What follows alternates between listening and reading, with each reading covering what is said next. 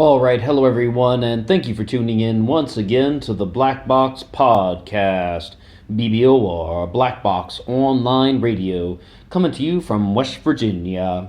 Well, we just had not one but two Democratic debates, and yeah, there's a lot of people talking about, well, the sort of recap and all that, but most people are just sort of focusing in on Kamala Harris and Joe Biden and the little bit of tension there, or perhaps Julian Castro and Beto O'Rourke in the first one. Little bit of heated fireworks going on there, but I really think that when you're sort of having these discussions, it's nice to kind of get away from just the MSM picture of it all. I've mentioned before on this channel that I follow the 538 polls and their podcast and such. They don't actually put out their own polls, they just collect data from other ones. And I follow it, but I don't really agree with most of what they say. And someone always asks me that, like, why do you listen to stuff that you don't agree with? Why do you read books that you don't agree with? And I'm like, well, sometimes you need to hear the other side. Sometimes you need to be challenged. And even if it's a source that you don't particularly like that much. But they said a very interesting statement, that the debates are not about policy.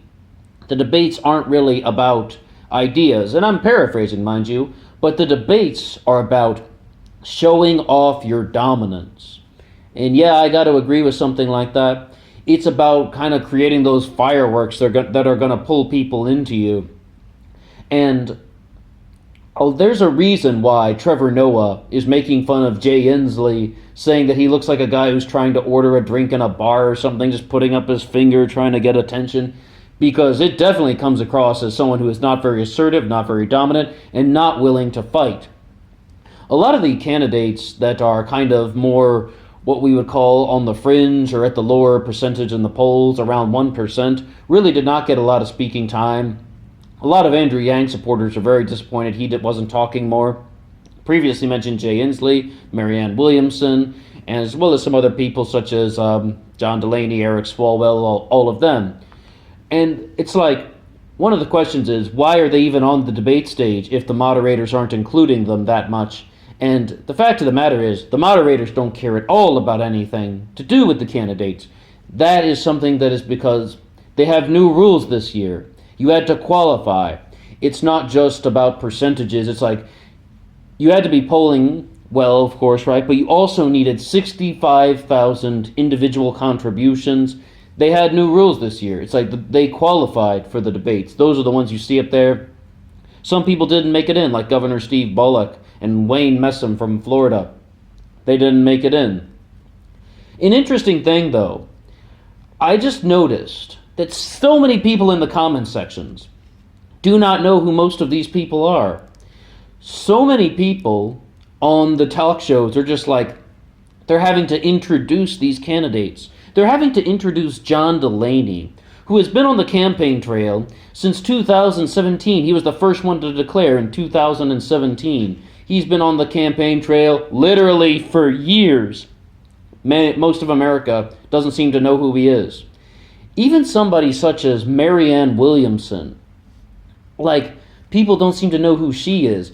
Do you remember that she was a potential running mate for Bernie Sanders? I mean, was 2016 that far back? I mean, people were talking about that. It was mostly sort of internet organized, but Marianne Williamson ran for Congress in the 33rd District of California as an independent, and she was not successful. But people, after hearing her campaign on the internet, there was a small kind of following that was saying, Sanders Williamson, Sanders Williamson. That was the presidential ticket that they wanted back in 2016. So it's like, all of these candidates have had an enormous amount of national exposure through various platforms. I mean, I certainly don't follow every single one of them on Twitter, but when you hear something like Mayor Bill de Blasio is running for president, I mean, maybe that's not the best example. Most people know who he is. He did better in the debate than I thought. I think he's a little bit heavy on the campaign promises, and I mean, I tend to kind of agree with the statement that what 538 was talking about. It's not only about the promises and the plans. And there was even a little bit of a discussion about that. It's just like a bunch of people are just throwing out plans and ideas and it never gets done. It might have actually come from Bernie Sanders.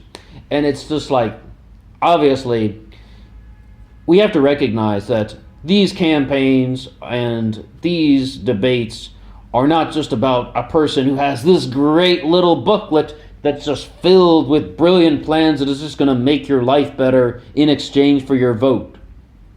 It doesn't really function that way.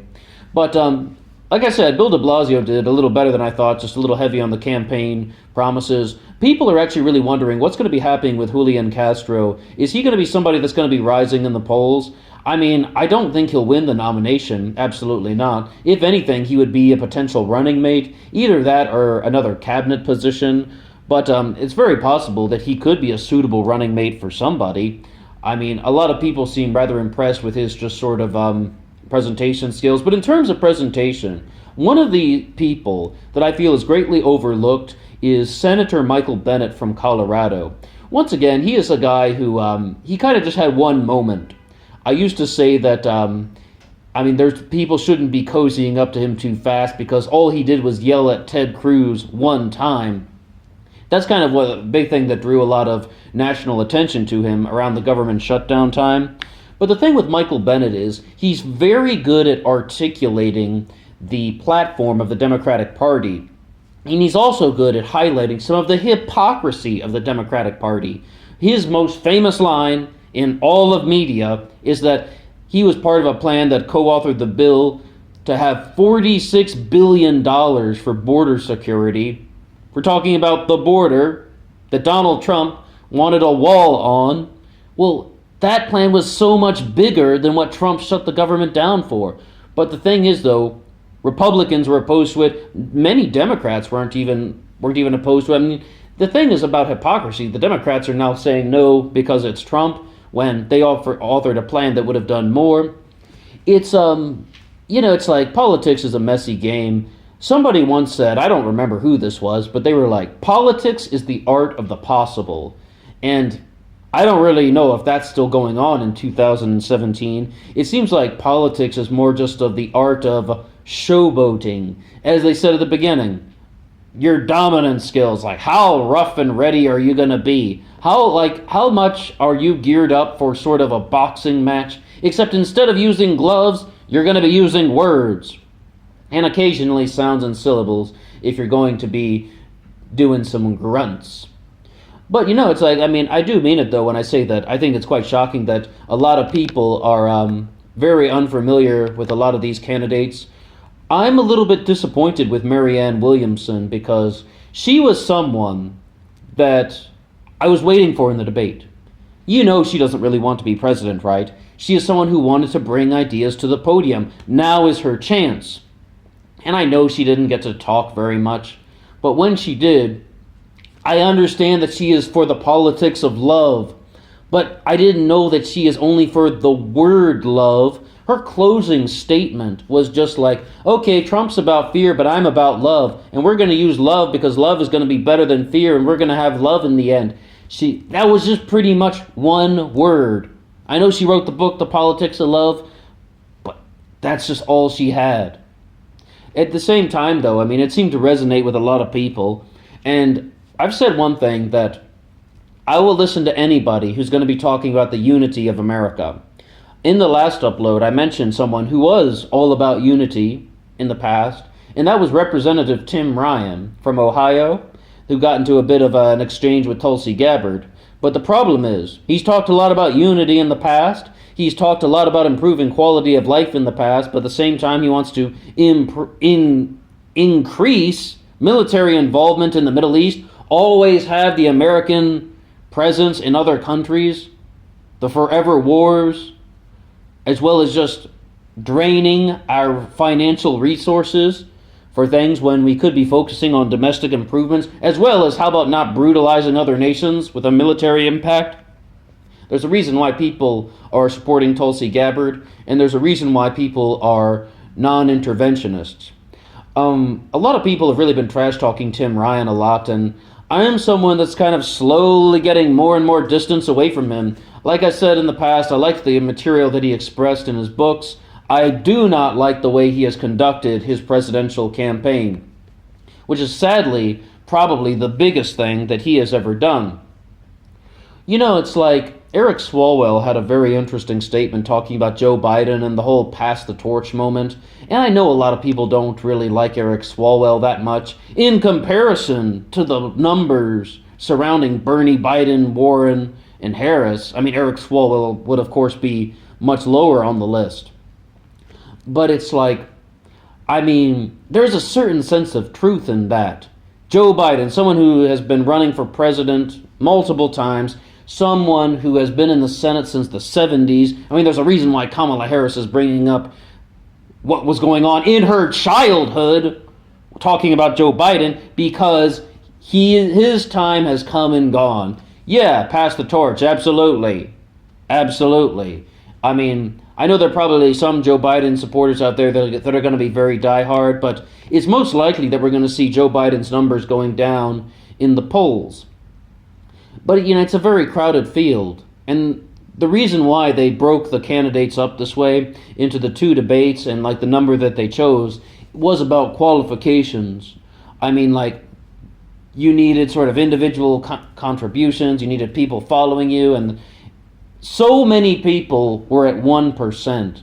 It's just a very interesting way you would look at it. Yeah, of course, you see Bernie and Biden, Warren, Harris. Beto O'Rourke was high for a little while, but he dropped. And then you would see Mayor Pete, who was doing pretty well, and then his numbers dropped. And so many candidates were all just at 1%. Almost half the names we talked about were all polling at 1%. So it's quite the different field than some of the elections in the past. But still, though, we're not any closer to learning about who's going to be the next presidential nominee for the Democratic Party. And what we can say is that people seem much more enamored with Kamala Harris, Pete Buttigieg, and Marianne Williamson, a little bit following the debates. Very little for Marianne Williamson. A lot of people were going after her on Twitter. Michael Ian Black had an interesting line when he said Marianne Williamson is going to become the Secretary of Crystals. And, some people just sort of don't really care for her side of politics. But, it's like she had a very low chance of winning the nomination to begin with. A lot of people feel like Andrew Yang should have had a larger presence. He has an enormous following on social media. But the thing is, though, you really have to wonder, where does the social media play come into? And also, not that many people are learning about candidates and really trying to digest their platforms. And I do mean that. Eric Swalwell might have 20,000 likes on his tweets, but it doesn't mean people are digesting his ideas. And if you look at the YouTube pages, the YouTube channels for some of these candidates, they put out videos that get 55 views, 300 views. Very few people are tuning in to see what these people have to say. Other than, of course, the top, 5 or 6 candidates that we mentioned. Most people are just kind of absolutely ignoring anybody else. And it's like, it shouldn't be any surprise at all to people when they're talking about some of these names we mentioned, like John Delaney or Michael Bennett.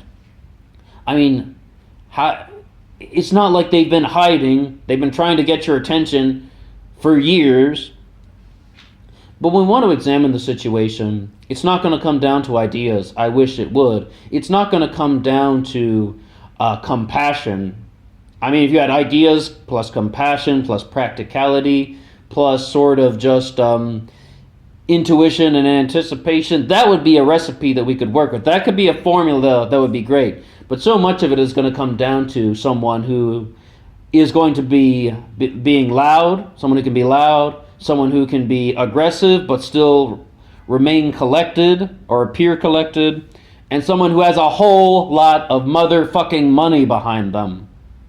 Because that's the world we live in. What do you think about the Democratic debates? Do you think there was anybody who did especially well? Was there anybody that you think did especially poorly? Very crowded field. We didn't even really get to mention every single person up there. Tried to get as many people as we talked about as we could. But the thing is, though, who do you think is going to be the winner? And do you think that there was anybody that got excluded that was not included, like perhaps Wayne Messam, Mike Gravel, Steve Bullock, or do you think there's anybody who should have been on the stage that you really would want to hear from? Moreover, what do you think about how candidates present themselves on the debate stage? Is this all about showing off your dominance and your ability to fight, or is it about ideas and policies? What do you have to say? If you have any comments at all, drop one below.